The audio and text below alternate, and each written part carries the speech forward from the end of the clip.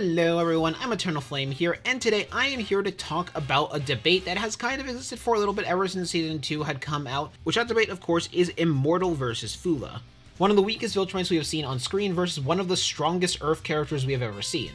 Now Immortal is definitely not the strongest Earth character we've ever seen, there is at least 5 that are currently stronger than him, but he's definitely one of the strongest. Fighting against Thula, who has some of the weaker feats when it came to Season 2. After all, she kinda only was fighting against Invincible in Season 2, in comparison to Vidor and Lucan, who both had feats against Omniman himself. So these two are often debated against each other. After all, Thula is one of the weaker Viltrumites we have seen on screen, and a lot of people have been saying that the Immortal is around the level of a low tier Viltrumite, so these two feel like a good match against each other. And I kinda want to answer the question today of who I think would win between Thula and the Immortal. So up first I'm going to start with Thula scaling because she is significantly easier to scale in comparison to the Immortal, mainly because with the Immortal there are so many things that need to be talked about. Thula was one of the 3 Viltrumites that were sent out in order to arrest Nolan. Well, I wouldn't say that's too much of a feat for them considering there were 2 other Viltrumites sent with them, and out of them she definitely performed the worst considering she was so easily taken out by Omniman and was mainly fighting against Invincible for most of the fight. Still, even though she is the weakest of the 3 of them, that shouldn't mean she should be underestimated. After all, she was holding her own and doing incredibly well against Invincible for most of that fight, until Invincible locked in and started to use his rage and fight like a proper Viltrumite, and even then she was able to do relatively well against that Invincible. So Thula just scales around Season 2 Bloodlust and Invincible, since Invincible was fighting to kill mainly so he could protect his brother. Though it should be noted she would definitely scale below Bloodlust and Invincible, mainly because of the fact that Invincible was winning for a good chunk of that fight, and doing heavier damage with their blows, with Thula needing to use her knife in her hair in order to win properly. Now it should also be noted Thula is a rather old Viltrumite considering they were around pre-Purge, so yeah. Her combat experience is going to be notably off the chart. So not just do we have a skilled fighter who has access to several thousands of years of fighting, but physically they should be somewhere in between normal Season 2 Invincible and Bloodlusted Season 2 Invincible. But because she only has one fight to directly scale off of, it's kinda easier to scale her. So now we're going to head over to the Immortal and his somewhat conflicting scaling. Now in terms of feats, especially in Season 1, Immortal does display some pretty good feats that lead me to believe he should be above Season 1 Invincible by a decent bit. This is mainly because he does significantly better against Omniman in comparison to Invincible, where when enraged he is able to clash several times with Omniman. He's also able to draw some blood from Omniman. They also have implied superiority to the entirety of the Guardians of the Globe, but that's not really going to be relevant for this fight. Finally, they were able to fight against an Invincible variant for a total of a day. Now granted, the second that Invincible variant decides to go serious, there's no goggles Invincible because he was fighting that one for a total of a day, they decided to just kill Immortal. But they were able to fight him while going casual. Though sadly it doesn't really help the Immortal scaling too much, mainly because that Invincible is a little bit featless and all they really have is scaling above the Immortal. Finally though, in Season 2, and this is the kind of main crutch of the Immortal's scaling, is the fact that early Season 2 Invincible is just outright stated to be stronger and faster than the Immortal when they were fighting against the Sequids. Something that Invincible said that the Immortal just outright agreed to. So this should be a pretty easy versus battle, right? The Immortal is weaker than Season 2 Invincible, meanwhile Thula should scale relative to, if not above that, considering how well she was doing against Invincible and it requiring Invincible fighting to kill them in order to properly take them down.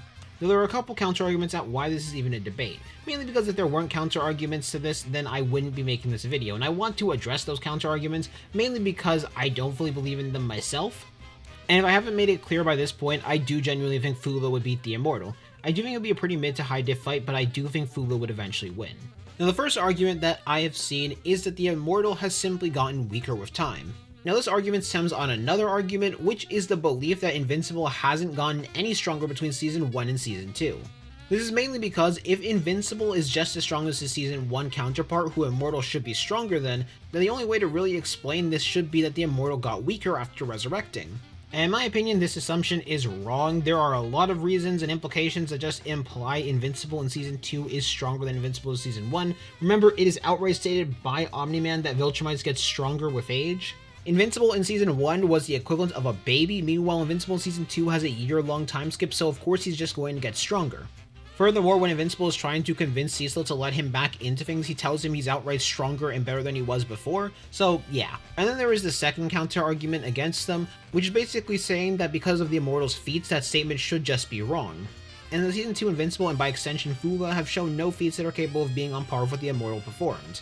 And there are a couple problems that I just have with saying that statement. Just because that feat exists doesn't debunk the statement. Because keep in mind as well, the second that Omniman decides to end the fight, he just outright cuts the Immortal in half. And for most of that battle during the early on stages, he is trying to still look good for Mark. That is why he doesn't really go for the kill. It's why I fundamentally don't agree that the Immortal scales at all to Omniman, mainly because the second that Omniman locks in, the Immortal just immediately dies. Which is something Omniman does very similar to both Thula and Vidor as well. The second he locks in and decides to end the fight, that fight is ended with both of them. Number 2, and this is the more important thing, when Viltrumites take large amounts of damage, they end up getting weaker and weaker and more nerfed.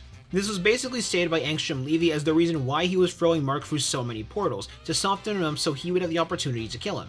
Keep in mind, Omniman was just exiting the fight with the Hail Mary, who the Hail Mary almost killed him.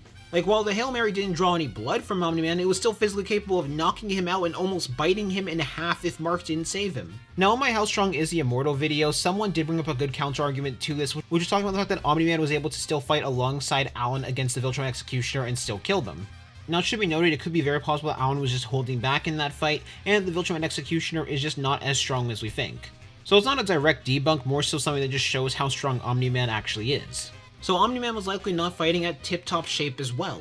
Basically, I don't think that the Immortal at all scales to Omniman, and at worst, you just have to argue that Invincible will be capable of doing the same thing that the Immortal did, where the second that Omniman decides to actually lock in, Invincible just dies. Now, the reason why I don't think the Immortal gets weaker with each resurrection is mainly because of what the Immortal displays as the King Immortal - Future Immortal, where Future Immortal displays several really impressive feats, especially in the TV show against Mark when Mark travels to the future. Keep in mind this is Season 3 Mark, who should be significantly stronger than anything he had shown off before.